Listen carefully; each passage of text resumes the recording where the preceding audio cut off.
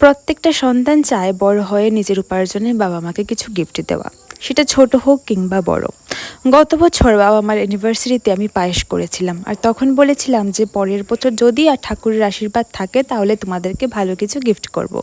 আর এবছর অ্যানিভার্সারিতে আমি কলকাতায় মায়ের জন্য একটা শাড়ি আর বাবার জন্য একটা শার্ট এনেছিলাম। আমি জানি এটা খুবই সামান্য, খুব বলতে খুবই সামান্য, কিন্তু বিশ্বাস করো নিজের স্বল্প উপার্জনে এই সামান্যটুকু উপহার দেওয়াটার মধ্যেই যে কতটুকু শান্তি আছে সেটা হয়তো আমি বলে বোঝাতে পারবো না।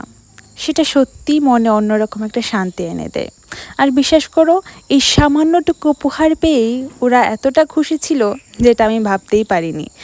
দেখার সামান্য হলেও সেটার মধ্যে অনেক ভালোবাসা, অনেক সম্মান, অনেক শ্রদ্ধা ছিল। তাই নিজের পছন্দ মতো মায়ের জন্য একটি শাড়ি আর বাবার জন্য একটা শার্ট এনেছিলাম। হয়তো তোমাদের আশীর্বাদ থাকলে, ঠাকুরের আশীর্বাদ থাকলে, বাবা মায়ের আশীর্বাদ থাকলে ভবিষ্যতে আরও অনেক ভালো কিছু উপহার দিতে পারবো। এখন সবটাই ঠাকুরের উপর। আর বিশ্বাস করো তাদের মুখে হাসিটা দেখার পর মনে হলো এটার থেকে শান্তি আর কিছু নেই। সেই সামান্যটুকু হাসি দেখার জন্যই তো আমরা প্রত্যেক সন্তান অপেক্ষা করে থাকি, তাই না? আর বাবা তো নতুন শার্ট পাওয়ার সাথে সাথে পরেই নিয়েছিল।